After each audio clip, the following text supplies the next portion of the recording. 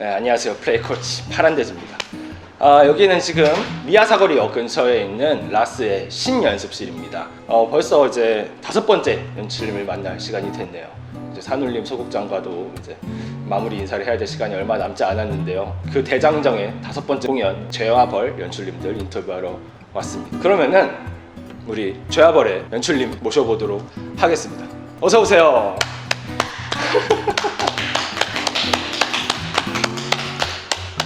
안녕하세요.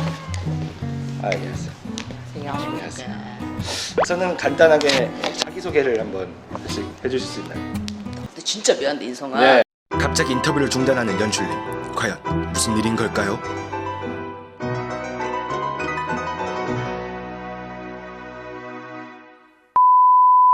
네, 간단하게 자기소개 두 분 해주시면 감사하겠습니다. 네, 안녕하십니까. 저는 연극하는 이기쁨이라고 합니다. 네, 안녕하세요. 저는 이번에 죄와벌에서 작창으로 작색을 같이 연출님과 함께 된 내가 언제 어디서 소리를 어떻게 왜의 김원정지혜라고 합니다. 네, 안녕하세요.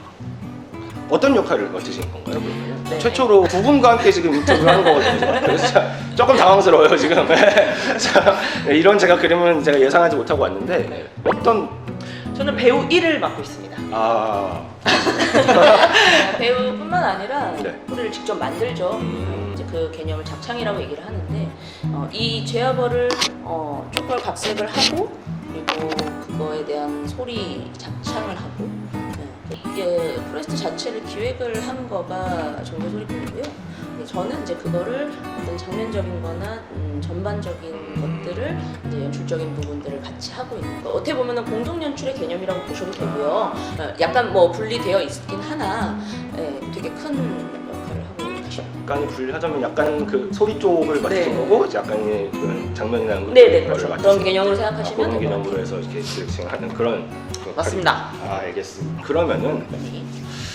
저는 사실 처음 들어봤거든요. 내가 언제 어디서 소리를 어떻게 왜 내어 너 소리 어왜 좋습니다. 네, 줄여도 말하기 쉽지 않은 그런 건데 어떻게 하다가 만들어진 그런 집단이고 또 어떤 공연을 하는 집단인 건가요? 사실 집단을 뭐 먼저 만들려고 했던 건 아니고 제가 나는 과연 소리를 어떻게 왜 하는가에 대한 고민을 굉장히 많이 하는 시기에 제 발표회를 개인 발표를 했던 것 같아요. 전통 판소리도 그렇고 그리고 뭐 글을 쓰고 만든 판소리들 이런 것들을 이제 사람들에게 나는 이렇게 이런 방식으로 이런 이유로 이 소리를 해 라는 이유를 이제 사람들에게 이제 말을 했던 거죠. 그러면서 이제 그랬다가 이 이름으로 한번 이름이 정말 징하게 길지만 그래도 한번 그렇게 악사분들이라든지 악기하는 친구들이랑 같이 해서 팀을 만들어봐도 좋겠구나 라는 생각이 들어서 팀명을 그렇게 지어보고 또 이렇게 뭐 극도 올려보고 또 콘서트 형식의 어떤 싱어송라이터로서도 이제 작업을 해나가고 또 전통 소리꾼으로서도 또 해나가고 그러니까 소리꾼 정지혜가 하고 싶은 어떤 공연들 해나가는 팀인 것 같아요. 이기쁨 연출님과는 어떤 인연으로 제가 있는 판소리 공장 바닥소리라는 팀이 있는데요. 네. 거기에서 이제 연출님으로 오셨었어요. 네. 근데 너무 소리꾼들을 잘 이해해 주시는 연출님이신 거예요. 그래서 이 외에도 많은 작업들을 같이 하고 있습니다. 사실 소리라는 게 관심 가지는 게 약간은 쉽지 않은 그런 분야잖아요. 어떻게 하다가 소리에 관심을 가지게 되신 거예요, 연출님? 처음부터 소리에 관심이 있었던 건 아니에요. 저도 이제 뭐 다양하게 공연을 계속 이제 만들어오는 과정 안에서 전통 공연들을 하는 팀들을 만나게 된 거죠. 저는 처음에는 오히려 뮤지컬이라는 인식으로 접근을 하게 되었었는데 작업을 하고 하다 보니까 소리라는 거가 굉장히 매력적이더라고요. 관심이 많이 가지게 되고 그 다음에 이제 바닥소리랑 같이 공연을 하게 되면서 또 이게 점점 커지는 거죠. 그 매력을 제가 이제 조금씩 느끼고 있는 거 아닌가 그런 생각이. 그러면은 이따가 할 질문이었지만은 맥락이 맞는 것 같아서 한번 해볼게요. 두 분께서 생각하시는 소리의 매력. 사실 많은 사람들이 이 매력을 모르고 있고 저도 모르고 있고 많은 사람들이 모르고 있는 것 같은데 어떤 매력이 있을까요? 저는 일단 뭐 소리를 전공하지 않은 사람으로, 그러니까 제가 공연을 하는 거에 뭐 뿌리 같은 느낌이 들어요. 사실 이제 그냥 전통 판소리도 그렇고 1인 창작 판소리나 이런 것들을 봤을 때 혼자서 대사도 하고 노래도 하고 연기도 하고 춤도 추고 모든 것들을 다 혼자서 해낼 수 있죠. 네. 그리고 굉장히 자유자재로 소품도 필요 없고 무대도 필요 없고 혼자서 만들어내는 어떤 굉장히 커다란 그림이 그려지는 순간들을 접할 수가 있어요. 그래서 거기서부터 무언가를 만약에 덧붙여 나간다거나 뭔가를 접목시켜 나간다고 했었을 때 이게 또 굉장히 색다르게 보일 수 있지 않을까. 그러다 보니 요즘 그런 소리와 다른 무언가를 자꾸 접목시키는 시도를 계속 해나가고 있지 않을까 이런 생각이 똑같게 생각해요. 이럴 수가. 이러려고 먼저 시키는 거죠. 그런 거예요? 그런 것 같네요. 이런 게 좋은 건 나오겠네. 맞아요. 안 나올 수가 없겠네요. 두 분이 이렇게 잘 맞으시네. 그렇군요. 사실 많은 사람들이 약간은 오히려 그 혼자서 소리를 내고 혼자서 모든 거 하는 게 약간은 지루하게 느낄 수 있는 부분이라고 생각을 해요. 네.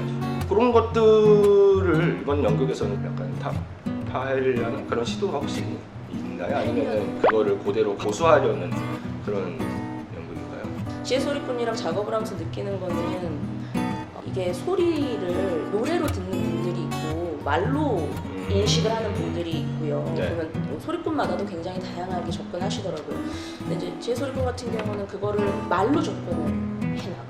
그러다 보니까 그 재미를 느끼기 시작하면 사실 지루하다라고 얘기하기가 참 어려워지는 순간이 있어요. 이야기를 듣게 되고 말을 듣게 되면 그게 굉장히 상상할 수 있는 여지가 되게 많아지는 순간이 되더라고요.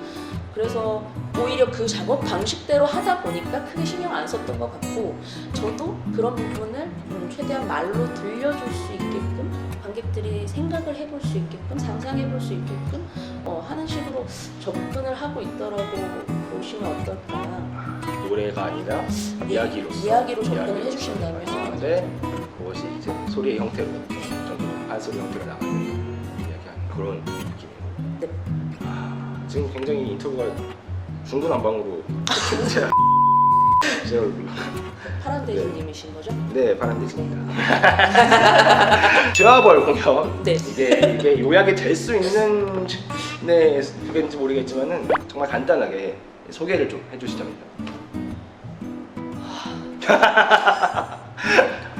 도스토옙스키의 죄와벌을 네. 2019년으로 가져와서 소리꾼들의 말로 들려드리는 이야기입니다. 스토리. 스토리요? 와서 보세요. 정말 간략하게. 네. 자꾸 뭐 그러게요. 말 그대로 현대로 가져왔고요. 죄와벌에 있었던 라스콜리니코프죠. 네, 그 사람을 선후라는 지금 저희 나이대 20, 30대 어떤 청년의 모습으로 가지고 왔고 사실 고민했던 거는 그 원작에서는 그가 가진 문화나 어떤 정의와 선의 그런 여러 가지 고민을 갖고 있다는 생각이 있었는데 그걸 저희가 현대로 해왔을 때 이 인물이 어떤 환경 사회적인 환경 그래서 가지고 있는 것들에 대해서 가지고 있는 어떤 개인의 고민들을 거기서 본인이 좀 혼란스러워 무엇이 맞는 건 아닌 거에 대한 고민이나 어떤 그런 과정을 조금 약간 기억하는 걸 가지고 있어요. 그 인간의 한 개인의 이야기를 조금 펴 만나는 생각이 들어요. 내가 조금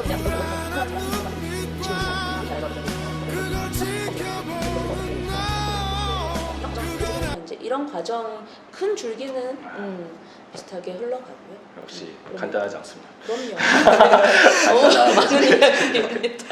저 듣다가 잠깐 놨어요.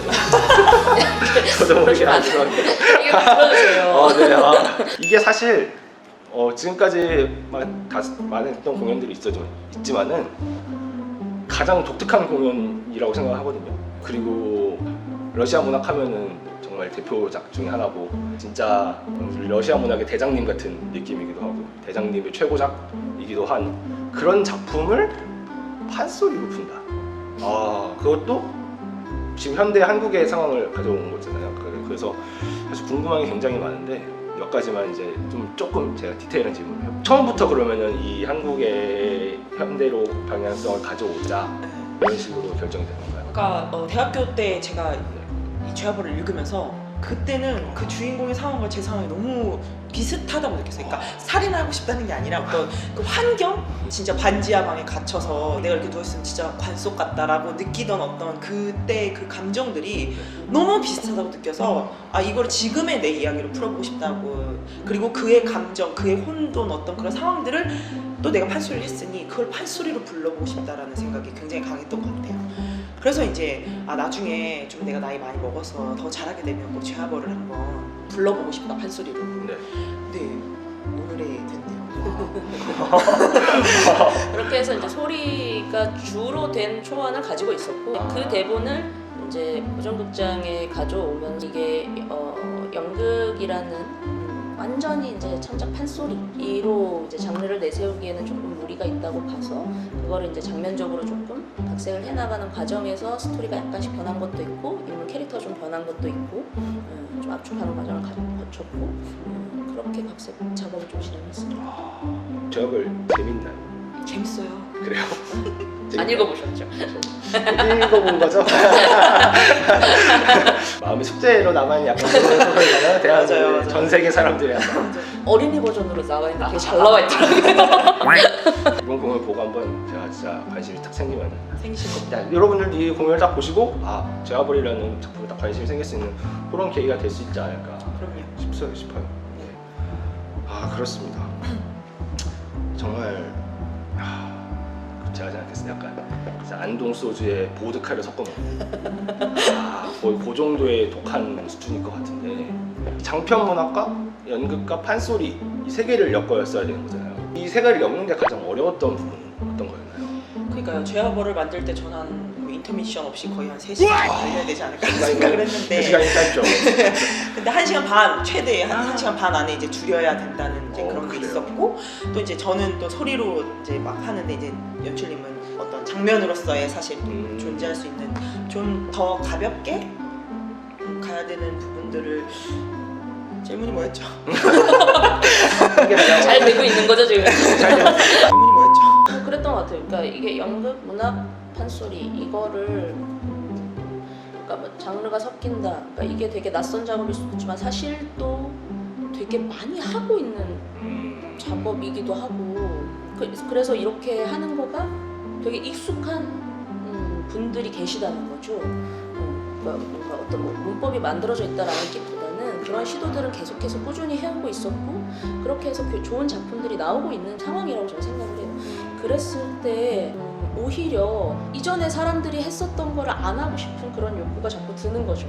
뭔가 쉽게 하게 되는 것 같은 기분이 들 때 그러면 다른 방법이 뭐가 있을까?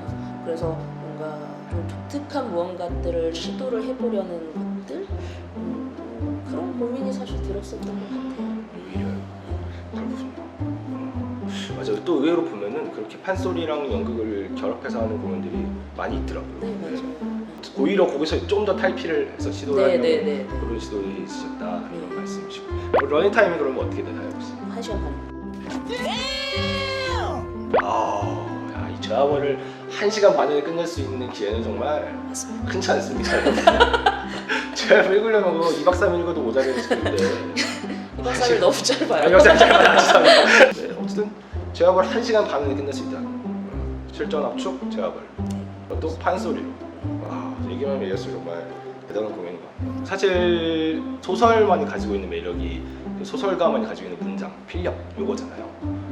요거가 사실은 이제 공연할 때 조금 살리기 위해서 지시문 형태를 통해서 갖다 붙이기도 하고 그런 식으로 많이 이제 이용을 하시는데 창으로 하시려면 그 도스토옙스키의 문장들을 완전히 바꾸셔야 할 것 같은데 그렇진 않아요. 아 그래요? 네, 그렇진 않아요. 도스토옙스키 문장을 창의 그 리듬으로 하고 싶었어요. 사실 그게 굉장히 처음 시작에 하고 싶은 이유였는데 사실 이제 이 짧은 시간 안에 이제 해내려다 보니 굉장히 그런 것들을 다 판소리로 표현하기에는 너무 장황하다 보니 이제 정리만 할 것도 하고 장면을 풀 건 풀고 이게 판소리의 어떤 장기 중에 하나가 장면의 극대화라는 게 있거든요. 그래서 극대화할 부분 또 쫙 극대화해주고 또 어떤 부분 노래로 대중적으로 잘 풀고 또 어떤 부분은 장면으로 풀고 약간 이런 잘 조화된 그런 소리극이라고 생각을 하는데 사실 이건 약간 개인적인 질문인데요. 지금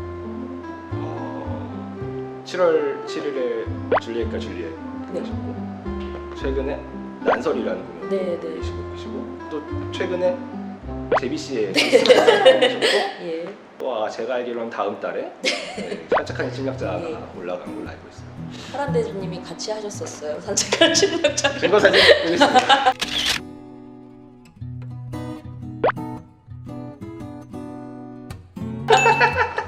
네. 자 잠깐 이제 네. 동년이에요 사실. 굉장히 네. 감회가 새로운데 어쨌든 몸이 혹시 여러 개신가요? 아니면은 분신술 아니 여러 개는 아니고요. 그래서 가능한 부분인지. 그 시간을 뭐 쪼개서 24시간을 쪼개서 쓰고 있어요. 아, 그래서 제가 쪼개는 거는 문제가 없는데 그런 일정을 이제 배우들이 같이 소화를 좀 해줘야 되는 지점이 있다 보니까 참 새벽에 만나야 되는 사람들도 생기고 아침 일찍 만나야 되는 사람들도 생기고 그 부분을 팀들이 조금 양해를 해주고 있어서 가능한 부분인 것 같아요. 맘만 먹으면 뭐 5개 하는 거 가능하다.